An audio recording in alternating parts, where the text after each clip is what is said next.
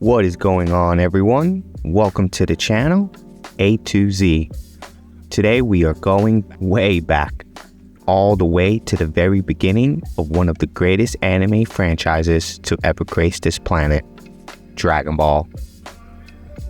Specifically, we're diving into the moment that started it all, the meeting that launched 1,000 sagas, 1,000 transformations, 1,000 power-ups, and one incredibly, almost comically long search for glowing rocks. Alright, so picture this. It's a perfectly peaceful day somewhere deep in the mountains.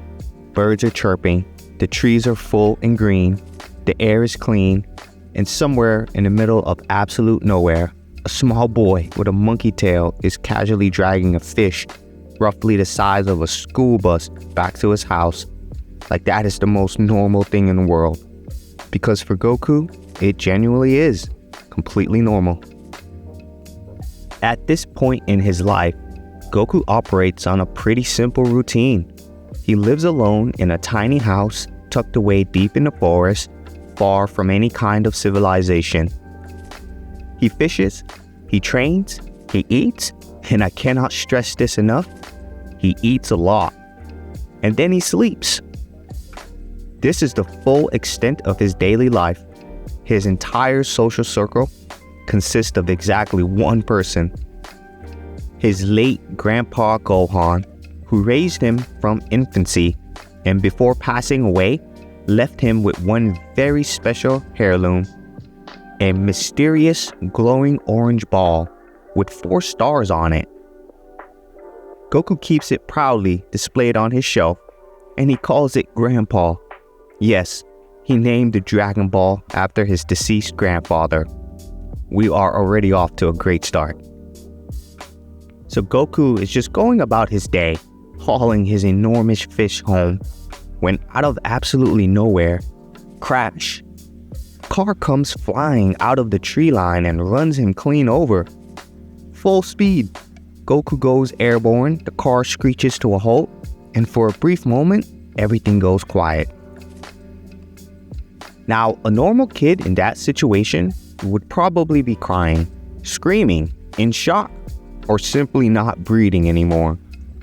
But Goku, he dusts himself off, gets back on his feet, and charges towards what he fully believes to be some kind of wild monster that just attacked him. And not only does he charge at it, he lifts the entire car off the ground without breaking a sweat.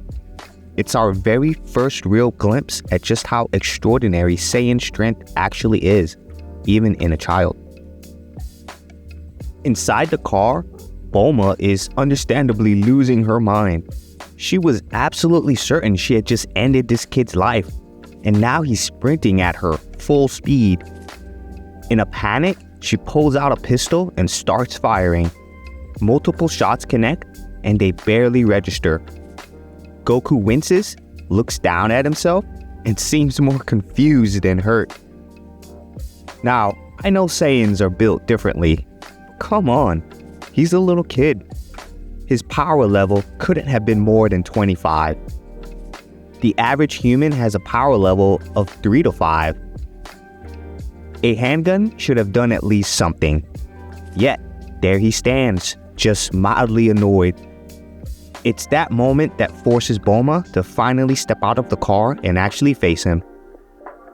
And out she comes, a teenage girl with bright blue hair, a pink shirt with her own name printed on it, and an expression that clearly communicates, "I did not plan for this." Bulma introduces herself as a human being, which genuinely surprises Goku, since he has never actually seen another person other than his late grandpa his entire life. The two begin to talk, with Goku immediately asking how she was able to control the strange monster that attacked him.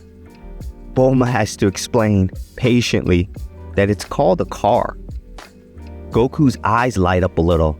His grandpa Gohan had mentioned cars before, and also talked about massive cities filled with other people, far beyond the mountains. Sensing an opportunity to finally learn something about the world beyond his forest, Goku invites her back to his house for lunch. Bulma agrees, though her reasons are a bit more calculated.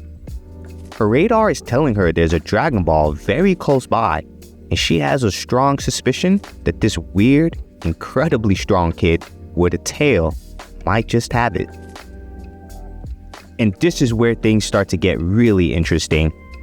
Once they've settled and the initial chaos has died down, Bulma decides to come clean about why she's out there in the middle of nowhere in the first place. She's on a mission, a big one. She's tracking down all 7 Dragon Balls using a device she built herself called the Dragon Radar, which, by the way, she invented at around 14 years old, casually as one does. She follows Goku inside, looks around the house, and there it is, sitting right on the shelf like a little glowing trophy. The moment Bulma's radar picks it up, the Dragon Ball begins to pulse with a golden light, unlike anything Goku's ever seen it do before. In his mind, it's Grandpa trying to communicate with him from beyond. It's honestly a little heartbreaking when you think about it. Bulma begins to explain everything. 7 Dragon Balls, 1 ancient dragon named Shenron, any wish in the universe completely granted, no strings attached. Goku listens and then immediately asks why his grandfather never told him any of this. Bulma admits that most people have no idea that the Dragon Balls even exist. But there are those out there who would absolutely use that kind of power for evil. Now here's something funny. Even if Goku somehow managed to collect all 7 Dragon Balls at that moment, what do you think he would have wished for? I'm willing to bet everything I own. It would have been more fish. Any wish in the entire universe. Unlimited power, immortality, world peace. And this kid would have asked Shenron for a bigger dinner. And honestly, good for him. But okay, Bulma's wish isn't exactly the stuff of legends either. She wants to use the Dragon Balls to wish herself the perfect boyfriend. That's it. That is the grand ambition driving this entire quest. A genius, independently wealthy teenage girl who built a working radar for magical artifacts in her spare time can't get a date. I'm not going to say too much. I'll just let that sit. But before Bulma can drift too deep into her romantic daydreams, Goku brings her back down to Earth with a firm and very clear no. He's not giving up his 4-star ball. It's the only piece of his grandfather he has left, and no amount of convincing is going to change that. But Bulma, being Bulma, doesn't even flinch. She pivots immediately and starts negotiating. She's already got 2 Dragon Balls in her possession, and she's not about to walk away from a 3rd. So she makes him an offer. In exchange for the ball, she'll give Goku a little peek at herself. She actually lifts her shirt in an attempt to entice him. Goku's response? Complete and total indifference. He has zero interest in what he very bluntly refers to as her dirty fanny.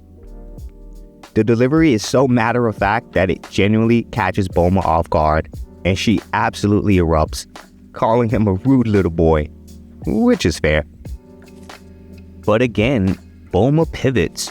She is nothing if not relentlessly determined. She reframes the whole thing and pitches him a new deal. She invites him to travel with her, help her collect all 7 Dragon Balls, and in return, he gets to see the world. All of it. Everything beyond the mountains he's never left. Now, it's worth pausing here to appreciate just how socially unequipped Goku really is at this stage. He doesn't understand cars. He's baffled by most technology. He has never had a real conversation with another person outside of his grandfather.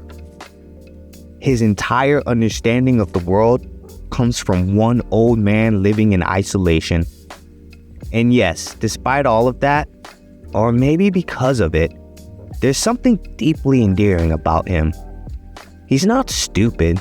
He's just completely and utterly unfiltered. in a way that only someone raised entirely outside of society could be. Bulma, recognizing that she needs to appeal to something that actually means something to Goku, plays her trump card. She tells him that his grandfather would have wanted him to go out and see the world, to meet people, to have real adventures. And that does it.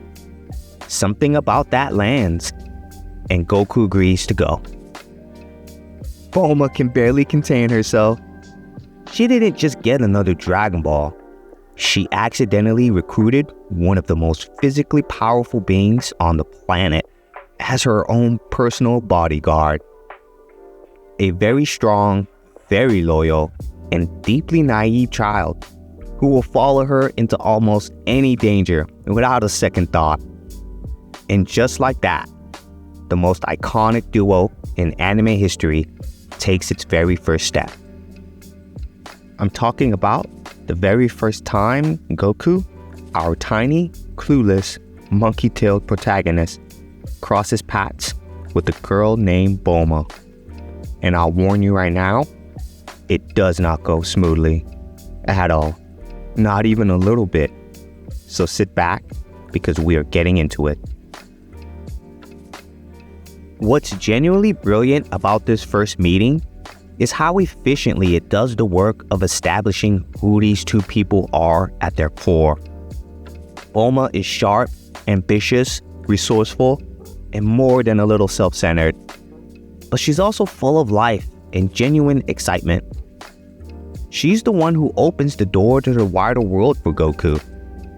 Without her dragon radar, without her curiosity and drive, Goku might have lived out his entire life in those mountains, perfectly content with his fish and his 4-star ball named Grandpa. She is, in a very real sense, the reason any of this happens at all. And then there's Goku. He's pure in a way that's almost hard to describe. Not naive in the sense of being foolish. The kid can lift cars and shrug off bullets. But innocent in the truest, most unmanufactured sense.